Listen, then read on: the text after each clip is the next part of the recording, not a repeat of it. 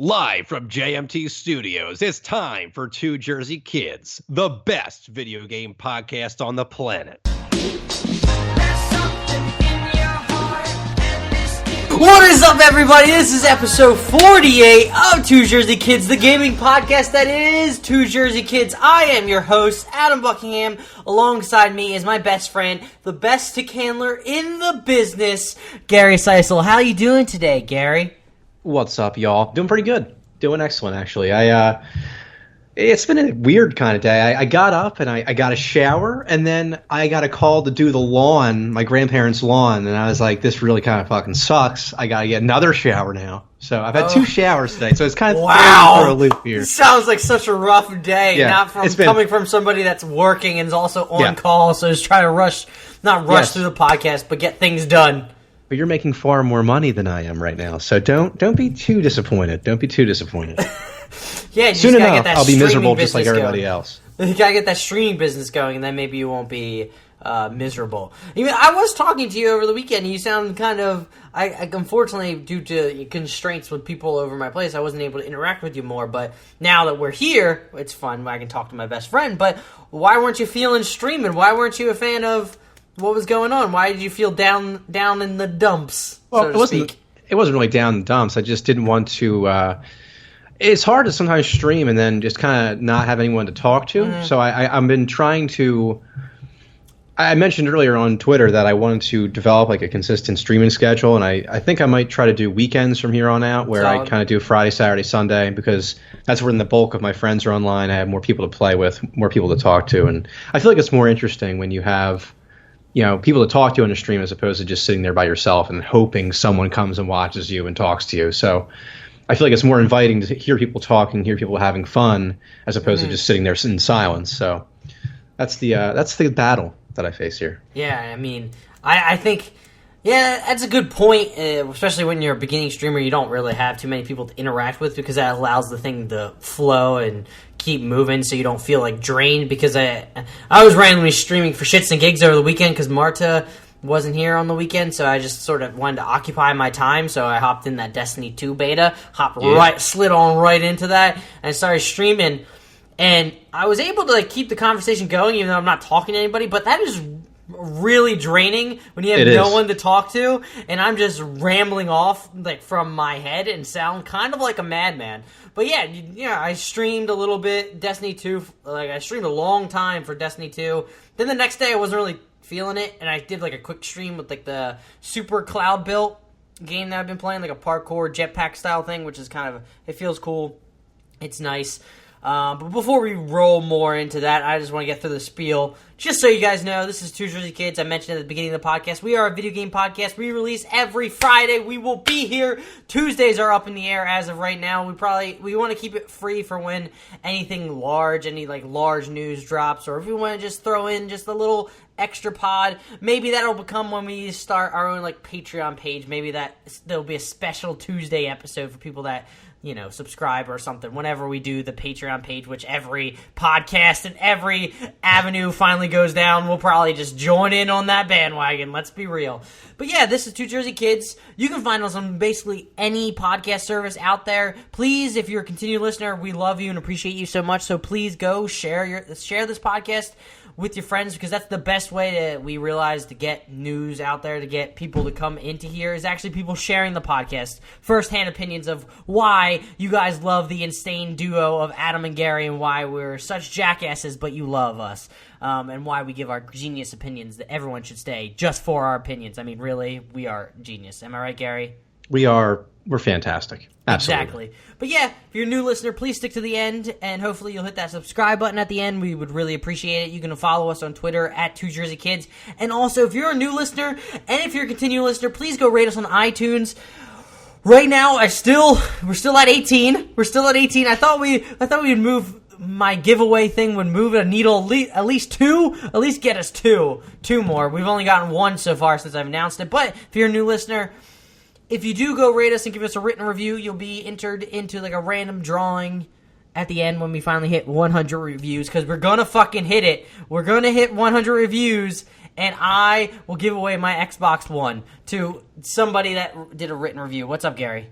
I was just going to say, you didn't say random name generator this time around. Yay! I solved it from the last 2 episodes. There we go. I finally fixed it. But yeah, that's about it. Please go rate us on iTunes or Stitcher. That would help too, but we're available in mostly anywhere you can find podcasts.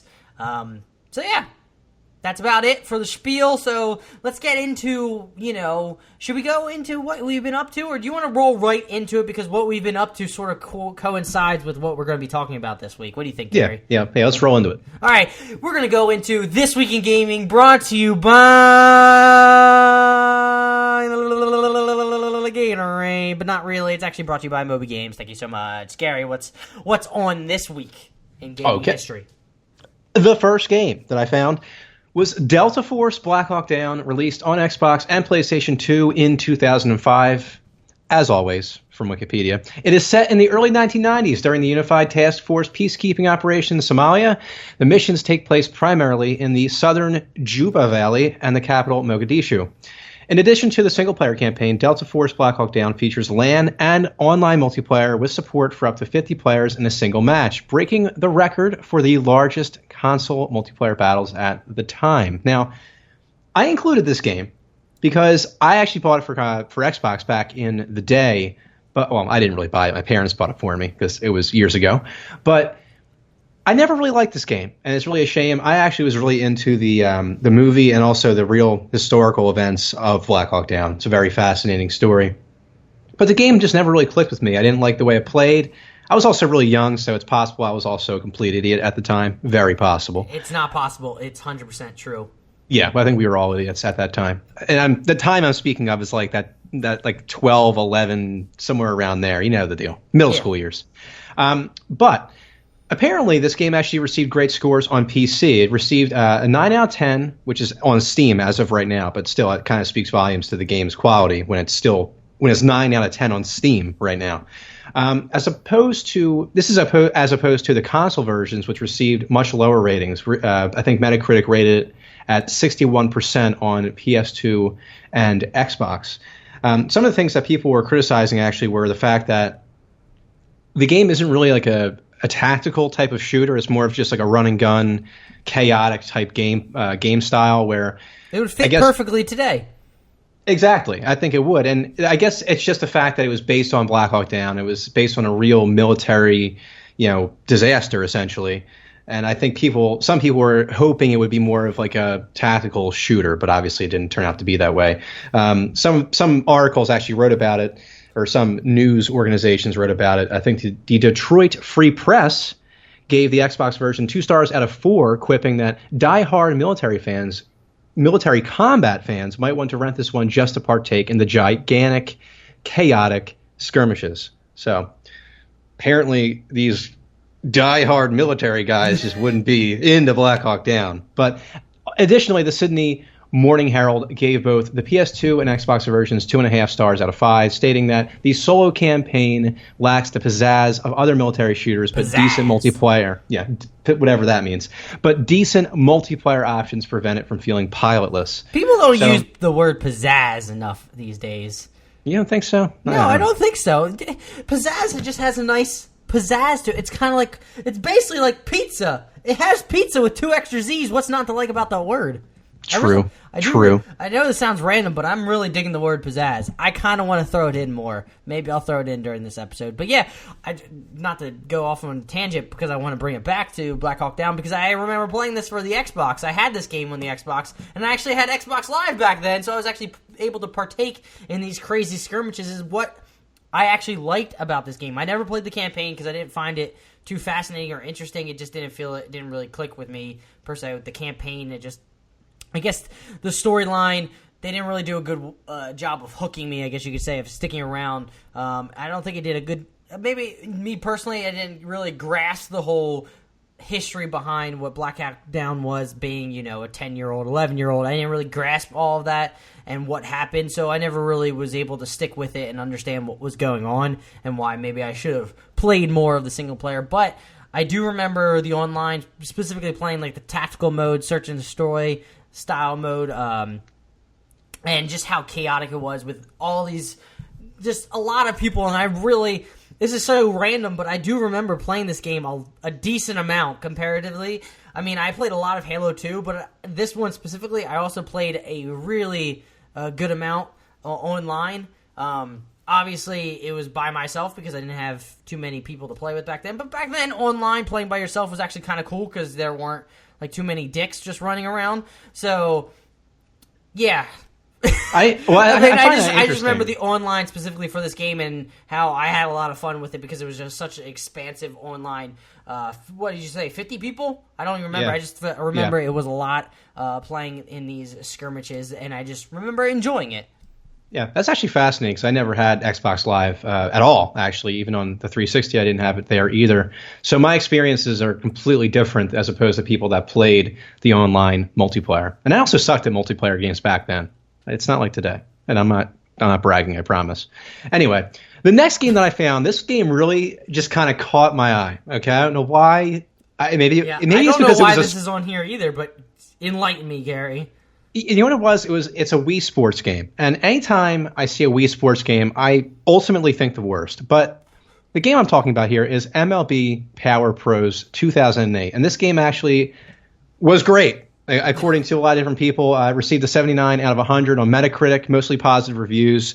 Did a really good job. But this game is the sequel to MLB Power Pros. It is a baseball game. This is per Wikipedia. I know, I'm lazy. It is a baseball video game developed by Konami for Nintendo's Wii and the Sony PlayStation 2 video game consoles, as well as the Nintendo DS handheld, and is part of the traditionally Japan-only Power Pro series of video games. The game was released on July 29, 2008, and published by 2K Sports. The game retains the same look, feel, and gameplay as its predecessor, but features updated rosters, new modes, and basically everything you can possibly imagine. It even has a game mode called MLB Life, which is like a sort of like Road to the Show, if you've ever played MLB The Show, except it has so many different things. This is what caught my eye about this game. It blew my mind. It has so many different things associated with MLB Life, and I kind of just wanted to read a little bit about it. Let's see if I can find what I was looking at here. Gary, why did you not come prepared? You should have been rattling off. You were in a zone. Come on, man. No. I'm trying to look at the one sentence that really caught my eye here. Okay, gotcha. So I forgive you. It goes, when controlling a player, users will have a day planner every day. Most days, there will be a period of time where users can choose what to do, called free time. Some would be hobbies like golf, driving, darts, and reading. Another option is to rest, where players gain vitality and, in some cases, lower fatigue. There is also practice alone. That is when users work on their skills. Finally, there is a chat option. Now listen to this, where players can talk to fellow baseball players, agents, managers, ladies, and others. Oh, okay. Ladies! Count me in! This alone blew my mind. Apparently, I read this somewhere else on a different article or whatever, but apparently with these, you can get married in the game, and sounds like such a fucking Japanese take on a baseball game. It's nuts. And apparently your wife can actually like rub your back, like massage you, and you gain vitality as a result. I was like, this is really getting a little strange for me, a little too in depth for my life. And I'm a fan. This is a Konami game. Let's be real. Yeah, it's something. I don't know, but yeah, this game ultimately did really well, and I never heard of it until today. So great baseball game for the Wii. So that is it for This Week in Gaming. I hope you all enjoyed my great trivia session about two excellent games. Adam, take the wheel. Oh, I will take the wheel. But I'm kind of moving around my notes because I realize I kind of want to put this later. I don't want to have this conversation because the news this week is sort of thin, so I just want to roll through it right now. Just roll through, get it out of the way, and then do like little discussions because we got some suggestions online, which I greatly appreciate. Starting off, it's not really news. We just want to give our actual Destiny 2 impressions, Destiny 2 beta impressions. But I know, Gary, you also want to sort of give a full rundown. So maybe I should just give my initial impressions here. What do you think I should do? Or do you want to give yours as well? What do you think? I was more or less going to wait until the actual episode itself. But I can remark on this guy's on Nathaniel Brown's comments. That's what I was basically going to do. Okay, so I did have a conversation on Twitter talking about there was an extension, I think, of Destiny 2 beta. I'm not sure how far it actually got extended. But IGN showed off a new game mode called Survival. didn't really look too much into it because I was too busy chatting with this guy because I was just kind of interested. Where at Nathaniel_Brown, he was basically mentioning that he wishes that there was more variety in multiplayer, like Halo 3, like with Big Team Battle, Forge Mode, Lone Wolf, and he just feels like Bungie is shying away from what people loved in Halo 3 online. He just thinks that'll hurt its longevity in the long run, which is why people kept around in Halo 3, is that there was a lot of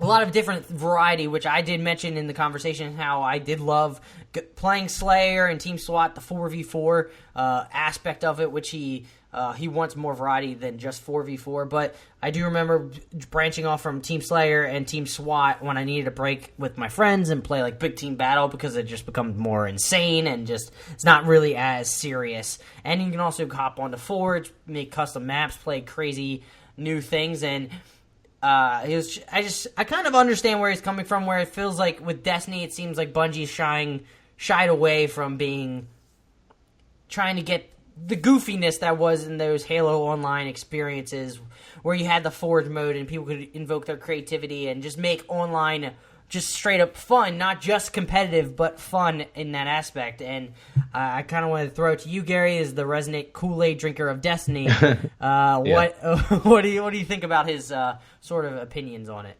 Well, first off, I didn't really take into account the customization that was available in the Halo series, so that kind of changes a little bit of what I'm trying to say here. But the thing is, like, I feel like that Destiny, it has a game type for everybody. Every type of play style, I suppose. You have Rumble, which is the 1v1s. It's you versus everybody.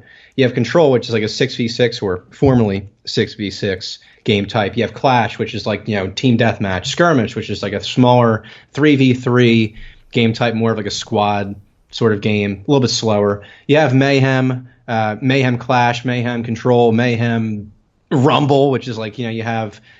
I think it's faster recharging supers, abilities, grenades. It's kind of outrageous. It's kind of crazy. But that's not outrageous in the form of what Halo was. Halo was because unfortunately Destiny you don't have vehicles like what you could do in Halo, where when you did Big Team Battle, a lot of times it was vehicles driving around. It was crazy large maps, and the maps were created beautifully, and it just doesn't seem like they have in Destiny. But again, I mentioned in this comment, I don't want to get annoyed or flustered or anything because the game is not out yet and they've only shown off 3 PvP game modes. So maybe they'll add like a Big Team Battle. Maybe they'll add 8v8 or 12v12 to add the fun, large battles that people know and love from Bungie, that Bungie had before in their Halo series. Maybe they'll bring it to Destiny and sort of bring that sort of competitiveness that you can have in the 4v4, like Team Slayer and Team SWAT and Team Snipers and all that jazz, and then but also have the goofy aspects where people can, take a load off and play like larger team battles. It can be more ridiculous. It doesn't have to be as serious. It can be just as fun and just as crazy. You know what I mean? I completely agree. And it should be mentioned, by the way, they do have a combined arms game type that actually does have vehicles, but they kind of just got rid of it. Kind of went by the wayside for a while, and it would only come back into the Crucible rotation like every few weeks or months or whatever it was. I can't remember, but they did have that game type. They just got rid of it. But yeah, I completely agree. The only thing that really is preventing anybody from quote unquote taking a load off in Destiny is the fact that the matchmaking in the game, at least even in Destiny 2 beta, from what I've realized, is kind of skill based. So you're never really going to be able to just sit back and relax. I feel like there's always just so many tryhards out there that just want to like stomp you out, destroy you. It's so hard to. But I mean, I feel like sometimes certain game modes are conducive. I can understand to that. Like Big Team Battle, where it is so large, and some people will take it as a tryhard. Some people will go nuts.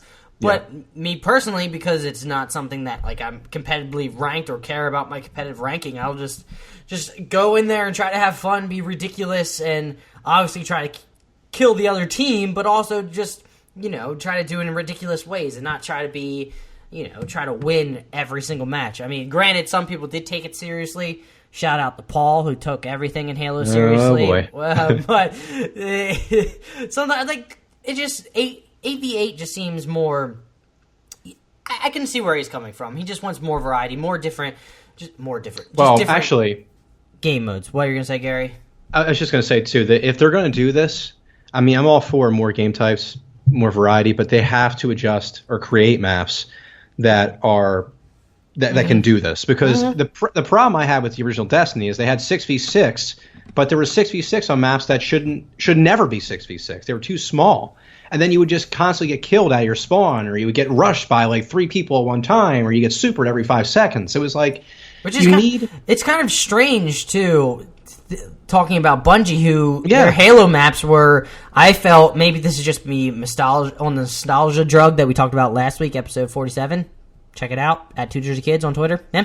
But we mentioned, or I just feel like Bungie back in the day, all their maps were fantastic. I mean, of course, I had my favorites, which any person would, but it always felt like there was nothing too... It didn't seem like these maps were ever, quote-unquote, cheap. They felt large enough for 4v4, maybe sometimes a little too large, but they felt large enough to fit certain game modes in it and not feel like you're being rushed every 2 seconds when you spawn to then all of a sudden, oh, shit, I have to take somebody out right as soon as you spawn, which I did see in one of the playing one of the control matches where it's all of a sudden I spawned and then I had to take out somebody. So... I don't know, hopefully they sort of... I just hope that they didn't make, because of 4v4, they just shrunk the maps even more, you know? Yeah, we'll see. But the 2 maps that we've seen so far, I mean, they're significantly smaller, in my opinion, than a lot of the Destiny 1 maps. But maybe not significantly, but definitely noticeably smaller for me. So we'll see what they do. I mean, if they're going to, like I said, if they're going to do those bigger game types or crazier game types, they just got to make maps that are conducive to that type of game type. That's all. But I'm all for it. And I mentioned this last week, is like I kind of still trust Bungie. They haven't really burned me. I mean, I get it that Destiny, the original one, wasn't as fantastic as people wanted it to be. Again, I feel like that was a failure of the hype train that is people watching, reading all these articles. But yeah, it was also Bungie's fault too. But Bungie, and also Activision, they took some things out before they released. I think Taken King was supposed to be in that original game, and they sort of took all that out, and they had to rewrite things. But Bungie still is Bungie. I don't understand why people from just Destiny... I think we did talk about this last week, how just because of Destiny now everything Bungie's done before prior is just gone. Yeah, it's the cool thing to do now. It's Bungie. Well, another thing is, it's like you said, Activision is a part of this whole project. And as soon as Activision gets involved in anything, people are automatically worried that the game is going to become like Call of Duty, where it's just like, oh, they're putting out a new Call of Duty game, and it's going to be the same thing for $60. So it's just, I don't know, it comes with the territory. But yeah, Bungie is now the hated. They're the EA Sports now, I guess you could say, of the game world for some people. Go that far. No, let's be real. People still hate EA with a passion, no matter what they do. No, I'm not saying that people don't hate EA. I'm just saying that Bungie has sort of slipped into that same shit list for some people, where they hate Bungie now, irrationally. Yeah, they just forget the fact that they made amazing first-person shooters before Destiny, but that's out the drain. Fuck it. Short-term memory. You know what's a great company, though? CD Projekt Red. Best company ever created. Unstoppable, dude. They'll never make a mistake. As soon as they announce the next game, I'm pre-ordering. I'm not even going to know what it is. I'm just going to pre-order. Because that's smart. Blind loyalty. Yeah. That's what you see. We get into this all the time with blind loyalty, and then people get burned, and then they get, I'm never purchasing another game, and then all of a sudden Mass Effect Andromeda comes out, and they say, flock back to it, I loved you, I never scorned you, I want to play your game, and they get mad again,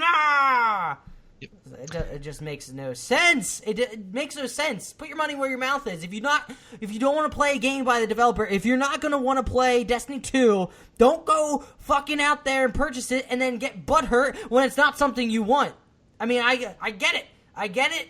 Actually, I don't get it. I really don't get it. I get the idea of you want to be a part of the conversation, but sometimes that part of the conversation means you're going to want to get angry and yell at the developers who put time and effort into this just to make them feel bad. That's fucked up. Like I saw on Twitter, one of the developers for one of the roguelike tumbleweed games where it's kind of like you're a little ball rolling through this little pinball area. It's like really difficult, apparently.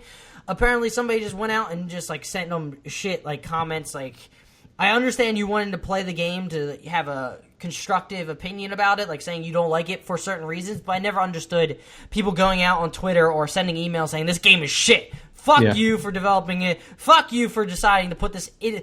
Fuck you for deciding me to buy it and put it onto my console for me to play, and they got upset about it, so I'm going to now just yell at you because I purchased this game even though I sort of could have looked and saw that it was difficult and it was sort of this type of game. But no, it's your fault. Never want to take responsibility for myself.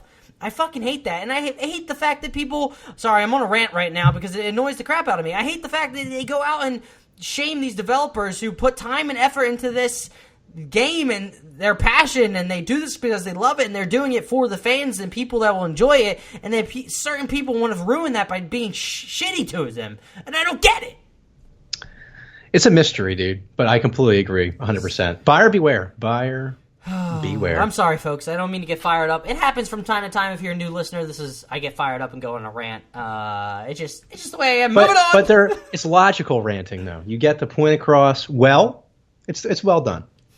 Has a nice pizzazz to it. Oh, I did it! I got it in there! Can't believe that just happened. As Gary is rolling in his eyes. Moving on.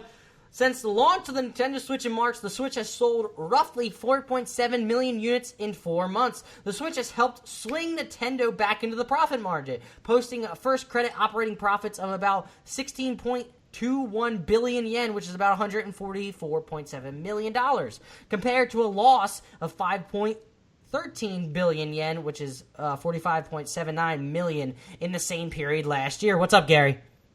We'll continue on with the sales comparisons if you want, but I just had to say something about Nintendo, that's all. Okay, you could say it right at the end. So I was kind of interested to see in a four-month sales comparison how Nintendo Switch stacks up to previous consoles. So PS4, in this amount of time, 4 months, sold roughly 5.3 million units. Xbox One roughly sold 4.1 million units. The glorious Wii U in 5 months sold 3.45 million units. The Wii sold 6 million units in 5 months. The PS3 sold 3.61 million units in 5 months, and the 360 sold 3.2 million units in 5 months. And that's all. I did research on like wiki sales or something along those lines. So don't hate me. I just went and did the research, and I have a interesting. But I have. You can decide if it's an interesting take, but I have a take nonetheless on what I see from this. What's up, Gary, about Nintendo? Isn't it fascinating that despite the lack of games, everybody criticized Nintendo Switch for having a lackluster lineup, which I was a part of. I thought that the lineup was trash. I didn't think it was really good. I think they had like one or two games that were really good games and very exciting, and they turned out to be great games. But the lineup was lackluster, and now with the online app debacle, this is what happened. Like, it's amazing that their sales are this good. I mean, I have to say, it is truly amazing. I have to wonder sometimes if people that go online and rip apart Nintendo are the same people that are buying the console. I have to wonder that sometimes. I'm sure. I'm sure there are some people out there that are like that. But it goes to the fact that people do love Nintendo. People do want Nintendo to succeed. And they will, if Nintendo actually puts out a console that seems relatively like an adult put it together and it's not a Fisher-Price toy like the last two, people will actually go out and purchase it. And I sort of toy with the idea of purchasing the Switch if I could fucking find it, so that's another issue all of its own. But because it seems like it's got a cool hybrid system where it's handheld and also an actual console. I'll probably play it more in the handheld style, and it has a decent game in Breath of the Wild and Mario Kart 8. But like we've mentioned plethora of times before, there's not too much. There are games coming. I mean, Splatoon now is on it, so there are games on its way.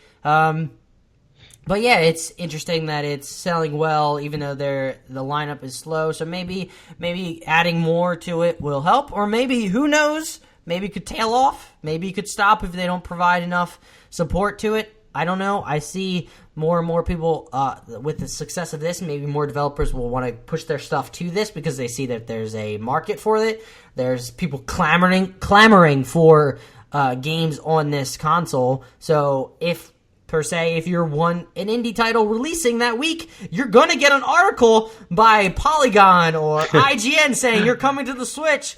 bingo bango, free marketing.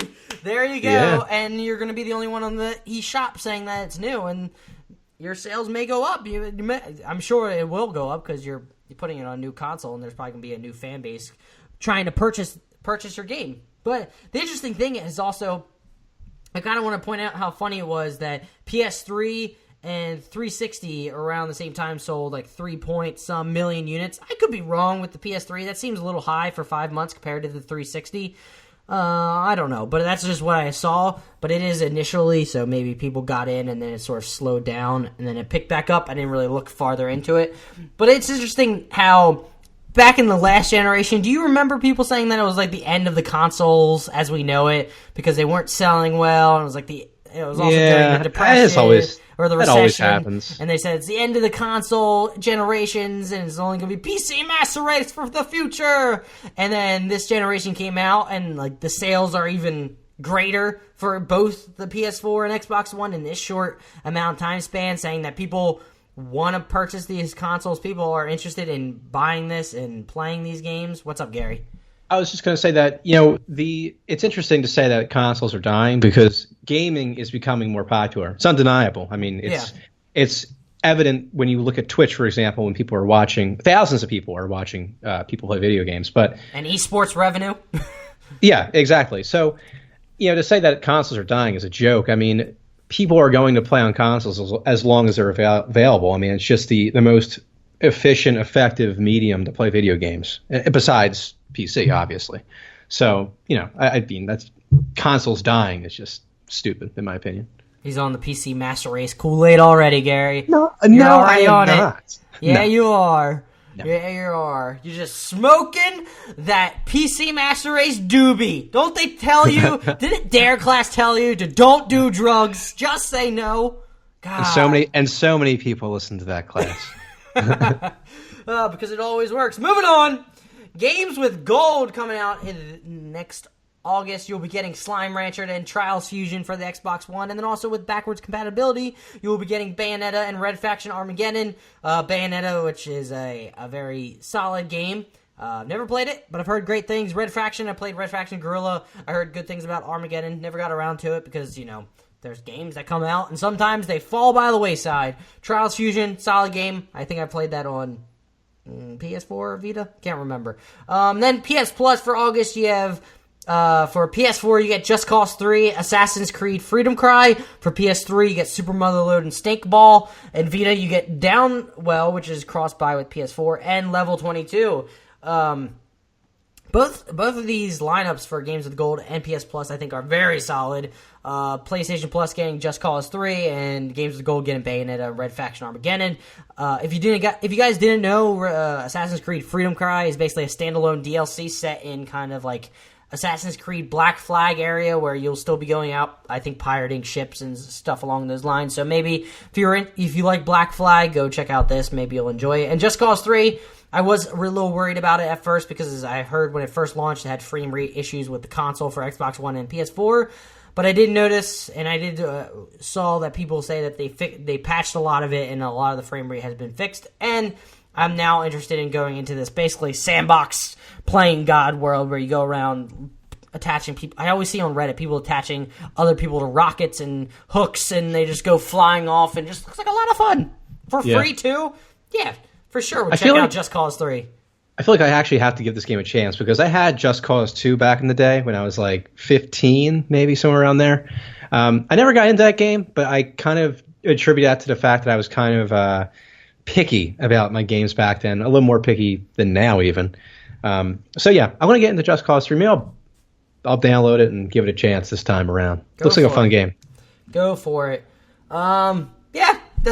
There's one more article or news. There's been a kind of slow week, so that's why we should put a shout out to get some opinions, some questions, and we'll be running through them after I get through this last one, which is somewhat significant. So apparently, last Friday, I believe, you were able to pre-order the SNES Classics, but Walmart officially confirmed today that, in fact, they will be canceling all those SNES Classic pre-orders because it accidentally accepted last week when the product page was mistakenly live. Desiree Delaney, the senior director for customer care at Walmart, writes in the email, quote, "Unfortunately, due to technical glitch, the Super Nintendo Classic Edition was mistakenly made available last Friday evening ahead of the official release date. We regrettably will have to cancel this item on your order."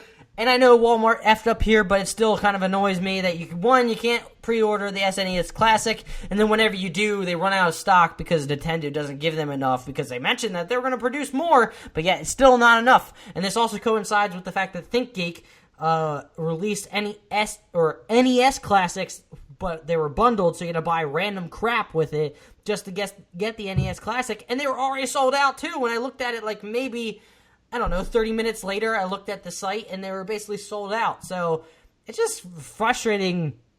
I can imagine it's very frustrating for people that really want this. I mean, I want the SNES, but people that also want the NES Classic, and they were never able to get it because they didn't produce enough. Their Nintendo, I don't know, not thinking like, oh, maybe people want our retro consoles that never played it before, or they just want it as a collector item. We'll only release a little bit amount of them. It definitely killed my buzz because I actually wanted the NES Classic and was never able to get my hands on it. So I'm not even going to bother get this one, to be honest. So damn, you're not going to try to get the SNES Classic? Probably not, to be honest. Well, first of all, I really am fascinated to see if they have more like sellout order issues this time around. I mean, obviously they have it right here. More of Walmart's fault, obviously, but it'll be interesting. I'm going to sit there with a bag of popcorn and watch just to see what happens. Maybe people will learn and not go out and pre-order it or buy it, and then I'll swoop in and get it. I'm part of the master plan. Actually, I'm sure that's not going to happen at all because people are clamoring for it. But hopefully I'll get one. I really do want to play the SNES classic games that are on the SNES Classic Edition, but we'll see. Time will tell if they did enough. But yeah, that's been the news for this week. I don't know if there's been much going on since we sort of started recording. We're recording on Wednesday, July 26th because of scheduling issues for me tomorrow, so I wanted to get this out there. We're not going to miss a Friday, damn it, I promise. If we have to record it solo, we fucking will, because I did that before. Shout out to episode 5. Go download it. So we just put out a feeler just because there wasn't that many topics. We want to get some questions online. But shockingly, I got a few. So I just want to, thank you for submitting questions. You can submit questions at 2JerseyKids or my Twitter handle at Adam J. Buckingham or Gary's Twitter handle at RealScavenger18. So yeah. So starting off, we have at Jeffrey_Warren. Shout out to him. He was on the PlayStation or Philadelphia Sports Table podcast that I was on way back when for the evolution of sports and video games. And he actually sent a question. He says, quote, trying to decide if I wanted to do the quote or not, and I sort of had a brain freeze there. Sorry, Gary. I hope you weren't worried that I had an aneurysm. I kind of did. No, I was a little panicked. Quote, I'm a Call of Duty guy, but the jetpacks over the years have really taken something out of the game, in my opinion. It's a different dynamic that's not as fun. What are your thoughts on the Call of Duty creators getting back to the basics with a new COD coming out in a few months? Gary, I want your initial thoughts because I know you were kind of in this spectrum where you weren't a fan of what was happening in the past few years with the jetpacks hopping back and forth like in Advanced Warfare, or I'm not sure, did they have an Infinite Warfare? I didn't even play it, so I'm going to assume it did, but yeah. I just want to get your thoughts. I'm really happy about it. I mean, I'm glad they're getting back to what made Call of Duty great. I mean, the reason we got into Call of Duty, most of us anyway, or at least people our age, is because of Call of Duty 4, Modern Warfare. That game was awesome. It had great maps, had great gunplay. It was just a realistic shooter. And I think that a lot of people liked that Call of Duty. They didn't like the Haloized Call of Duty where you're jumping around jetpacks and climbing on walls and shit. So I'm happy to actually get back to what Call of Duty did well. I do have to say, though, this is going to sound a little weird, but like, isn't it kind of ridiculous that they have to go back to World War II just to kind of get people excited about their game again? I mean, they could have done any other setting, I feel like, but just remove the jetpacks. But I don't know if people would have gotten as excited. And I find it kind of funny that like they go back to World War II again, a setting they've been to, plenty of times. And now people are really excited about the game again. I just find that interesting. Could you say that about Battlefield 1? No, I don't know, because like Battlefield never really got away from. I don't think they got away from what they were. I mean, they were originally Vietnam and there's Battlefield 1942, but I think that was specifically multiplayer. But yeah, I can see what your point. But like the mechanics are the same game to game, I would say. I mean, correct me if I'm wrong. I think there was a Battlefield game that was based in the future, or sort of in the future. Way back when, that was like 2044 or something. It was another multiplayer specific PC game. Which apparently people really adored, and I saw it on G4 TV. Shout out to back when that was around, and people would always be playing it. And I felt so jealous because I really wanted to play that cool looking game. Yeah, hell yeah. But yeah, I'm having it again, Gary. I'm having another aneurysm. Blooper reel.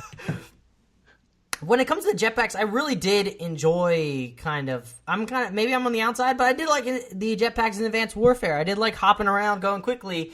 Maybe I'm just a millennial and just like everything fast right there at my fingertips, not being cautious or anything. But yeah, I can understand why people are excited to go back to World War II, back to what Call of Duty was way back when. Maybe, try to get in touch with the Call of Duty roots, the original Call of Duty, then Call of Duty 2, Call of Duty 3. That's about it. That's from what I remember was in the World War II era. But I can see how people who are hardcore Call of Duty fans specifically got into it in COD 4, the classic bro shooter back when that finally became a thing in COD 4, and then Modern Warfare 2, and then Modern Warfare 3, where there wasn't too many jetpacks, and it was very simplistic, very straightforward, very easy to get the handle of. You didn't have to... I want to say that it's like advanced controls, but if you're coming into it as a person that doesn't play as much, if you're just specifically getting Call of Duty every single year and trying to master it or get better at it, or you're not even that great at it, but you play it because your friends play it and you just want to do it for a good time, I can understand why it adds a little unnecessary complexity when you're trying to shoot at people and they're hopping up walls or they're darting back and forth with their jetpack sliding down. And it just adds a level of complexity that you're not really used to in, war shooting games where it's just mostly the most complex thing people can do is sprint and crouch. So yeah. I was just going to say, I don't think that it was necessarily the complexity that turned people off, though. I mean, it is. I mean, I guess for some people, annoying to have to constantly try to aim at people that are jumping all over the place. I just think that Call of Duty got away from what it was good at. Like, everybody loved Call of Duty back when it was Call of Duty 4 and Modern Warfare 2, but then they tried to branch off and do something different, which you can't... Call me crazy, but I liked Advanced Warfare. I liked the online multiplayer. Really? I liked running around, jumping jetpack to jumping from building to building, jetpacking while running. I did enjoy that because it felt fast and unique, and it felt... It was still grounded in what Call of Duty did well, which is what their gameplay mechanics, and I feel like it added a new, different spice to Call of Duty than they used to have. I got really tired in Modern Warfare 3 of running down the same fucking corridors every single time, not being able to go anywhere. It added more verticality to the game, which I greatly appreciated, instead of, sprinting down this one area, getting shot, where at least... getting shot by a sniper, and at least in this felt like you were moving quicker. You're able to dart from cover to cover a lot quicker and less worried about getting, sniped by people. I don't know. It added a new complexity that I enjoyed. That's actually a fair point. I remember now, again, going back to Call of Duty 4 again, it got to a point where everybody was saying that Call of Duty is the same thing every year, and then they tried to do something different, and everyone hated them for it. Then they go back to what they were originally, and everyone loves them again. So it's really a crazy world we live in here, folks. And I was one of those people too. I'm sure, I believe I was anyway, that got tired of Call of Duty as it was. I think Modern Warfare 3. I never really got into that game like I got into Modern Warfare 2 because it just felt really similar to Modern Warfare 2, and I just it just didn't grab my attention as much. So. Maybe it's just the setting. Maybe that's what Call of Duty needed. Maybe that is what it will gravitate. Go to Vietnam. People. Vietnam. Go to Civil War. Civil War Call of Duty. That would be sick. Riding around on a horse. I'm telling you, dude. Didn't they do that Vietnam and Black Ops? The original Black Ops wasn't that Vietnam? You're right. Yeah. But going back, I think it's just the setting, and they just wanted a change in the setting. I think they were tired of the modern day shooter, and if you weren't And if the crazy futuristic space battle didn't really get them in the last Infinite Warfare, then I guess they realized they needed to go back. Maybe they needed to go back and try to, freshen things up. And who knows, maybe now Activision will see it and we'll get 3 World War II games in a row and get fucking tired of it and then go back to modern day rehash of Call of Duty 4. I don't know. We'll see. I can understand. I can understand how people are excited to go back and add more of a grounded tone when it comes to the shooter, and maybe they want to experience a storyline that actually is more grounded in reality. I completely agree. And on a final note, by the way, I was partially serious about the Civil War thing. One of the best war games I ever played was a History Channel game. It was a Civil War game. I thought it was going to be trash. I went on and played it. It wasn't great by any means, but the game was so much fun using a goddamn musket with a ramrod. It was insane, dude. It was so cool. I was like, no one's ever really explored this time in history in terms of a first person shooter. They absolutely should. Yeah, I don't know if I would go that far, but sure. It would be fun. It would be fun. I'm telling you right now, man. I kind of like the idea of, man, let's go farther back before there were even guns. Just go like spears and chivalry style back when we just get into a map and just go fucking crazy with swords. For Honor? Yeah, I kind of want. Now that I'm off on the tangent now, thanks at Jeffrey_Warren, you did this to me. But I was just thinking, it'd be kind of cool if it was like, if Elder Scrolls was kind of set in the medieval times now, and it was sort of still like fantasy, kind of like Game of Thrones-ish type, since the dragons and everything.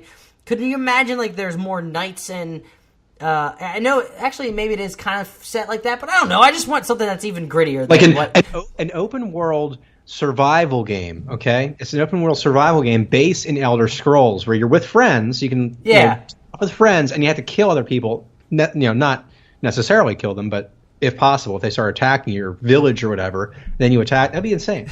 I just realized as I was explaining what I wanted from the next Elder Scrolls game, I was like, that is basically fucking Elder Scrolls because there's knights and there's and it's like kind of medieval times. I don't know what the fuck I was saying, but I'm just thinking more of like I want a darker, grittier, like Game of Thrones style. Maybe just because I'm in Game of Thrones now because it's out and I'm fucking adoring it right now. Season 7, what's what? But moving on, I had a conversation with at STRDR. That's a fucking Twitter handle, all right. Maybe you should switch it up so I know how to say it. So it sort of all started when somebody mentioned that the DualShock 4 was a crappy controller, and I'm smiling right now because I know Gary is going to say something that's really going to piss me off. So it sort of sparked a conversation, just wanted to get his thoughts on controllers. I thought it was a very constructive conversation, and I wanted to get what his top 5 list of controllers were. He listed off Xbox One, the original OG Xbox Duke controller, the behemoth that it was. Why? I don't know. 3... Xbox 360, 4 the Genesis, and 5 the Dreamcast. I don't get your deal with controllers, but you do you, sir. You do you at STRDR. But yeah, Gary, I want to also get your top 5 controllers, and then you could say your piece, whatever you're about to say, before I tear you a new one. Well, first of all, okay, I don't have a top 5 because I don't really think too much into controllers, but I really like the Xbox 360 controller. That probably would be my favorite of all time. It was just well built, felt good in your hand, no complaints whatsoever.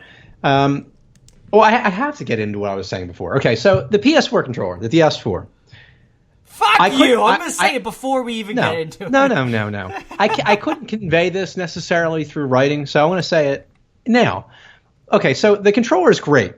Great. It's a great controller. I love using it. It feels great in the hand. It feels solid. The problem is that all my controllers I've ever had seem to break with the left analog stick. Now, is that me? I don't know. I take good care of my stuff, yet for some reason my controllers keep breaking on me like every 6 months, maybe. I've spent like an obscene amount of money, like $300+ on controllers. I could have bought another console. That pisses me off. Quick question, Gary. Did you ever break other controllers before? No, that's the mystery. You never broke a 360 or PS3? No, and that's the fascinating thing. So for PS3, that controller was often criticized for feeling really cheap. but yet I never had really too much of an issue with. I mean, believe me, I've broken controllers, like physically broken them. I'm ashamed to say, but I'm not. I'm talking about just like hardware defects. Like something that isn't built well. That's my problem. But yeah. It is built well. I've not broken mine since launch. I've had them for multiple years now. I can't share that experience. And I blame that on you, Gary.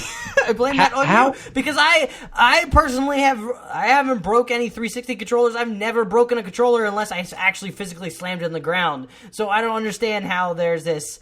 I feel like it's. I don't understand it either, which is very frustrating. If you take the amount of time that you've played on PS4 versus the amount of time you played on PS3 versus the amount of time you played on the 360, I am going to say that a bulk of the time as spent on PS4 playing Destiny. But I'm talking marathons on PS3, man. I'm talking marathons of Modern Warfare 2. And I don't play the games any differently. I'm not like using my feet to. What? No, I said the common denominator is you. I feel like because maybe it's just me, but I personally don't destroy controllers. I've never broken a controller. I handle my controllers with delicacy, Gary. I handle it with delicacy. You did slam one down. I'm almost positive that happened. Of course, but when it's in my hand and I'm not pissed off, I handle it with delicacy. And I've never broken a controller like just straight up playing it. So I don't understand where you're coming from. So maybe I just don't get it. But. That is extreme. I'm not actually physically upset that you're not fan of DualShock 4. I'm just joking. People out there. I know this. We're not. It's just so frustrating to me because I don't know why it's happening. Like I could understand if.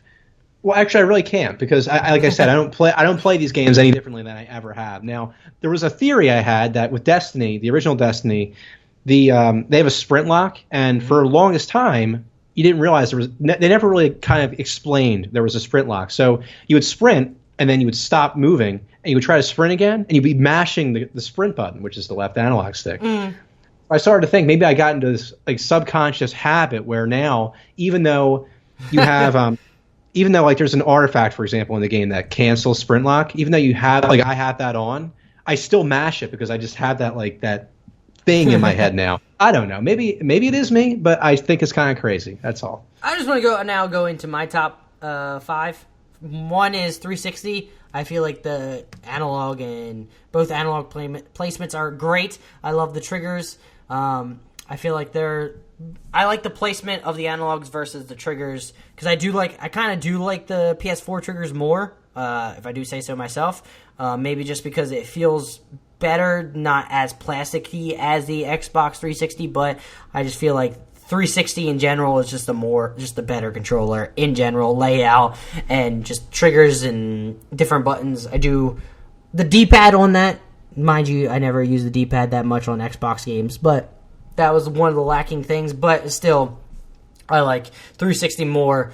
The number 2 is PS4. I like DualShock. I feel like they definitely upgraded from the original PS2 or DualShock 2 and DualShock 3. DualShock 3 was kind of bad, especially because I got the original one. It just felt empty because it didn't have rumble feature. That was terrible. It was just that was awful. Terrible. I did want to add a caveat though. I did like. I don't know what company it was, but they made a PS3 controller that was basically. The Xbox 360 controller, but it had like the triggers that the PS4 controller used now. So I was that is on point. Was it? I want to take a stab at this. Was it Mad Catz? It was not Mad Catz. Damn. I'm just going to take a stab. I just wanted to guess at what the crazy, gimmicky name it was. I don't remember off the top of my head. 3 is the Xbox One. The reason I'm not a fan of the Xbox One controller is because, 1, I feel like the 360 controller feels better. And 2, the Xbox One controller the triggers are strange. Like the fact that it curves off on the edges for the triggers just seems really off and doesn't make sense and never feels right, especially if my hands get all contortion. I'm a contortionist with the hand controller. Shout out to SDR because he made that reference for the DualShock 4. But then it's the GameCube. I really adore the GameCube controller. I really like it for some reason. I like the fact that the A button is huge and the small B button. I loved it for Smash. I don't know. I just really like that controller. And then 5, I feel like it's a smaller OG Xbox controller.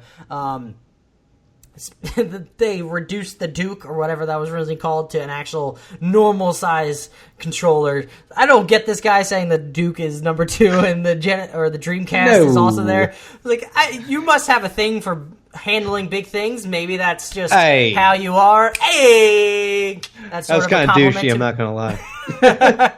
No, it was a compliment to him because he's handling big. Never mind. Moving on. All right, at Burroughs One Killer, or better known, we know him as Nikita. He's a longtime listener. Shout out to him. Appreciate him tweeting us different things to talk about. But Jesus, man, you had to give us like multiple topics, and one was basically like a book report for me. I had to go find certain things and sort of, dig deep and sort of put more thought into it. And if you ever listen to Two Jersey Kids, little to no thought comes into this process. Am I right, Gary? Very true, unfortunately.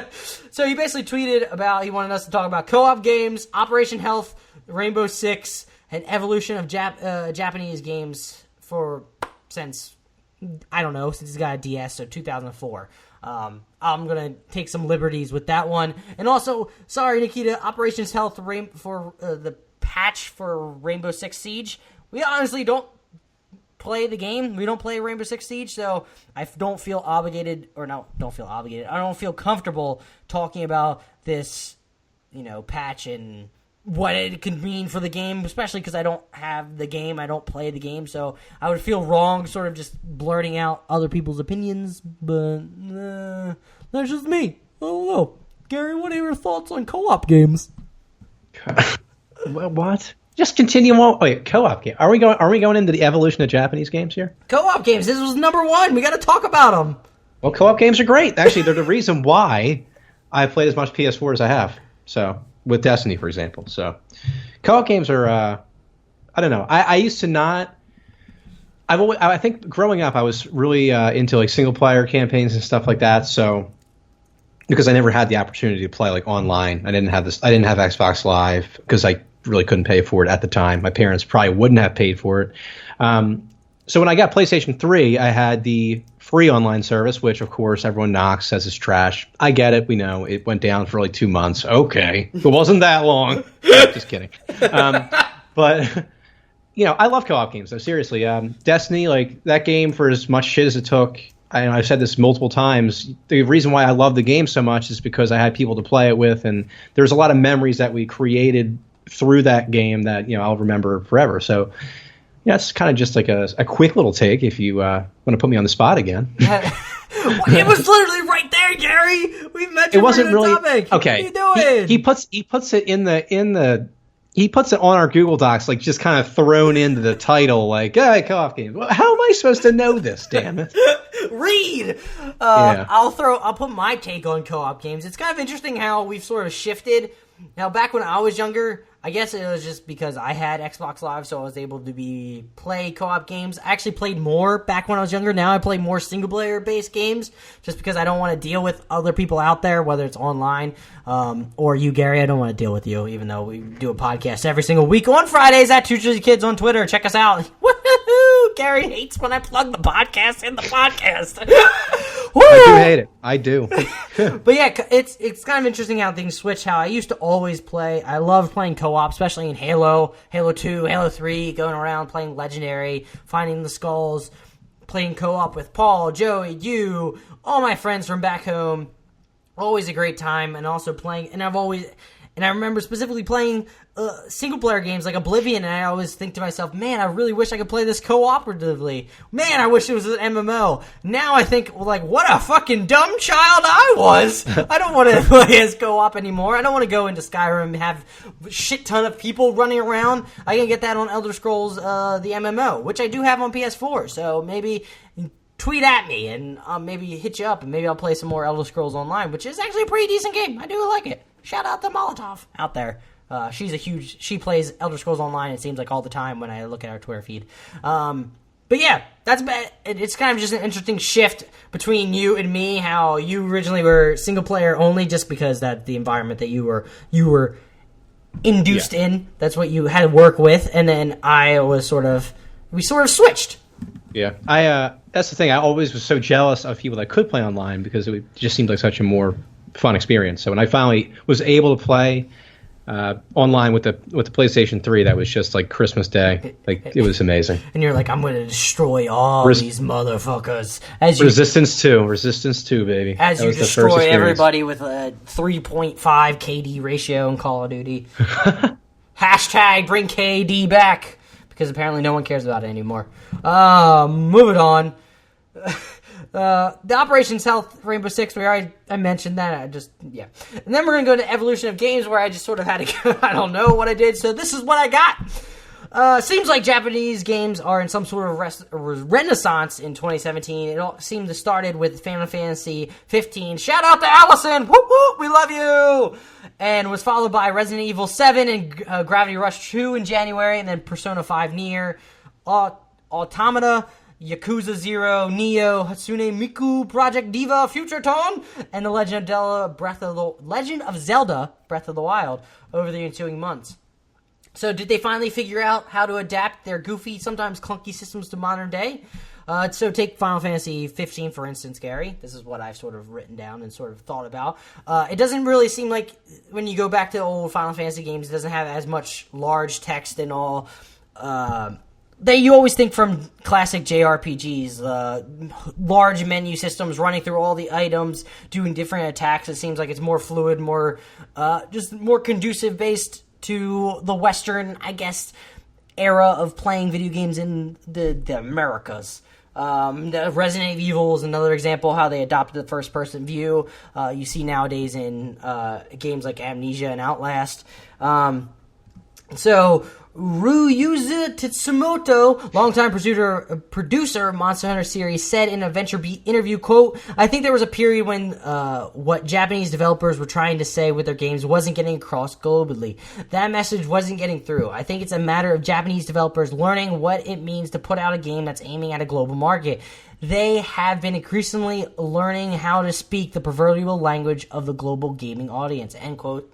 I thought that was actually kind of interesting because it did seem like for a time that they did have trouble finding their voice. And actually, in a blurb from a VentureBeat article, they go more into maybe why the Japanese developers sort of weren't caught up to Western market or Western developers just quite yet.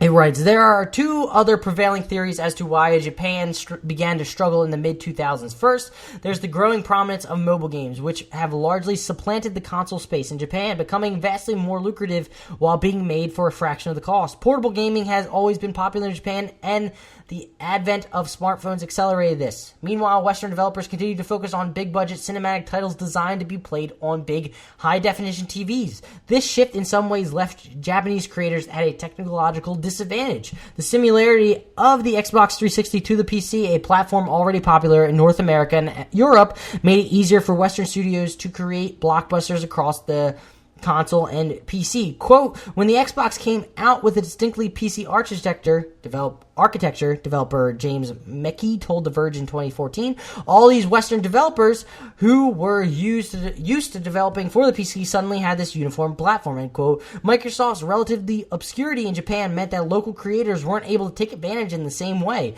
This was coupled with the challenging nature of developing for the PlayStation 3's infamous cell processor. Quote, there was huge performance there, but in order to unlock that performance, you really needed to study it and learn unique ways of using the hardware, end quote. Mark Cerny, system architecture of the PS4, said of the PS3's design in 2013. The combination meant many Japanese studios were slower to adapt to modern development practices. Level 5 president Akira Hino, Level 5 is known for the development of the Ni no Kuni franchise, believes Japanese creators have gained the confidence to make uniquely Japanese title while still having a greater awareness of the larger audience. Quote, I don't think that by any means Japan is anywhere close to where it was when it was sort of the center of what people were going to play around the world. What is contributing to the shift in perception that you might be sensing, though, is that instead of attempting to compete with AAA games on the same stage, we're kind of shifting the focus and creating something distinctly Japanese. I think that's what appeals to people's heart. And I kind of... This really made sense to me. I feel like Japan sort of kind of was trying to work its way, the Japanese developers trying to work a way into getting into the Western market and trying to make their games more AAA and try to merge the two together, and didn't really sort of put their spin on it as much as they should. And I feel like nowadays I feel like they should be themselves, but also learn with the technology and the technological advancements is that they can make these games more conducive for people outside, and you can also just make it in the modern era, but add your Japanese spin on it, make it zany, make it goofy, make it what people love about Japanese developed games. That's why people love Japanese developed games, because they're a different spin than what you see in the generic, Call of Duty shooter or the generic RPG, the Western style RPG where you just have the generic main hero saving the day. And Japanese developed games are not always that conducive. Like take Persona, for example. You just have not wacky, but you have a cast of characters, and you're also sort of trying to managing relationships with them. It's not specifically about one person, and it just they can add their own spin to it. And also sometimes when you make it the way you want to make it, sometimes it becomes a huge success. Like Demon Souls, Dark Souls franchise from Software, Japanese developer made their own. They wanted to make this style game, and all of a sudden it took off because this is what they wanted to make, and it sort of clicked with the people in the Western area. Yeah, and the thing is about it, I think the point that I was going to make, you kind of just played right into it, is that good games are going to attract gamers. It doesn't matter who makes them, what company makes them. If you make a good product, people are going to buy it no matter what. And I don't think that Japanese game developers should sacrifice the fact that they're Japanese. Mm-hmm. They have their own take on what video games should be, what video games they want to create, and they shouldn't have to sacrifice that just to appeal to a mass market. So, by making I don't know, just like a shot in the dark, but like making a Japanese first-person shooter, it's very unique. But if it's well designed, if it's well put together, and it's a lot of fun, people are going to buy it regardless. So they shouldn't have, you can appeal to a mass market, but you don't have to just throw away everything and become like a sellout, Yeah, and it goes back again, is that it just felt like maybe Japanese developers in this time with this new modern era, they just couldn't find their way. They couldn't find what they wanted to do with this modern technology and they tried to fit in more with what was going on and what was selling well, and they tried to be, more conducive to that market instead of, like you said, be your own developer, do what you think create what you want to create, be yourself. And I feel like that's what has been going on, and it feels like it's a gradual shift. Now, maybe before Japanese developers were getting in their head and they wanted something that was great and would sell and people would adore, and you know how that happens. People get in their heads, they talk too much to themselves, and they just think that it's not going to work, and they just wanted to make it perfect and tweak, and that's why you have certain developed games taking 15 years, 13 years. Shout out to Final Fantasy 15 and Kingdom Hearts 3. It's a prime example. Maybe they just got too much in their head of making a game that's conducive to the Western audience instead of just making a game that they would love, and that's the game that they put their spin on and they put their time and effort into, and that they have a part of their soul and themselves into the game. And in that will, I think, attract people. If people realize that there is a heart and soul to a game, they're going to gravitate towards it. The lesson of the day on the podcast is stay true to yourself, folks. Stay true. Be yourself, people. Well, that has been episode 48 of Two Jersey Kids. Before we go, Gary, do you have anything to say to our beautiful Jersey kids out there? Okay, so first, I really, really, really want to stream this weekend. Hopefully Friday. I think it's going to be Friday and then maybe Sunday. Saturday. Today? Oh, gotcha back, motherfucker! You thought I forgot last week. Yeah, I'm hoping to stream today. Tomorrow, Saturday, I won't be able to do that because I got a family thing going on. But Sunday as well.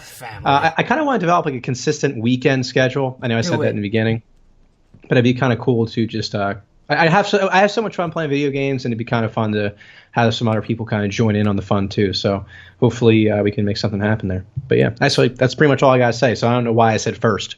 So it's been great being here, guys. Thanks to everybody that actually submitted questions today. Nikita, the PST podcast, and Jeffrey Warren. There you go. Yeah. STR fucking DR fucking change your Twitter handle. I'm sorry. That's pretty douchey again. I'm saying it's pretty douchey. But yeah, thank you so much for the questions. We really appreciate it.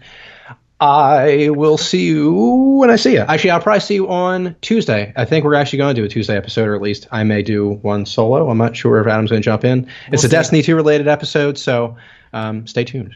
Stay tuned. Gary, you should have taken notes from me of how to promote yourself. Where can they find your your Twitch feed? Where can they find all of that? Because you did not say a word. Hey, now you said already that at Real Scavenger 18 you'd be able to find me. You said it earlier in the episode. That's on Twitter, but we're Twitch. Come on, man. Oh. Okay, it's Scavenger, okay? SCAV3. Oh, you're one of those douchebags. Yeah, and you know why? Because someone took Scavenger 18. Who the fuck takes that terrible name? It's the worst name in existence. And someone took it. I don't understand it. What guy took Scavenger 18 from me? God damn it. So yeah, SCAV3NGER18. That's where you find me at. I'll be posting when I go live. You know the deal. I'm going to check out the actual Scavenger 18 because you're not the real one. I'm sorry, Gary. I'm going to have to check him out on Twitch. Yeah, apparently. Just kidding. I'm sorry that got me riled up. I should have not mentioned anything.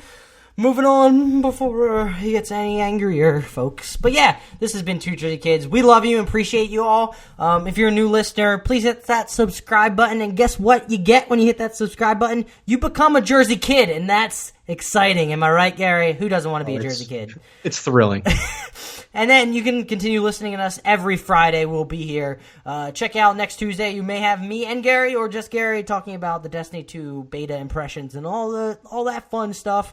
But yeah, we appreciate it so much. Please give us a rating on iTunes and Stitcher. It'd help our standing and maybe get a larger following, so then we can get more Jersey Kids to join our cult. Podcast following.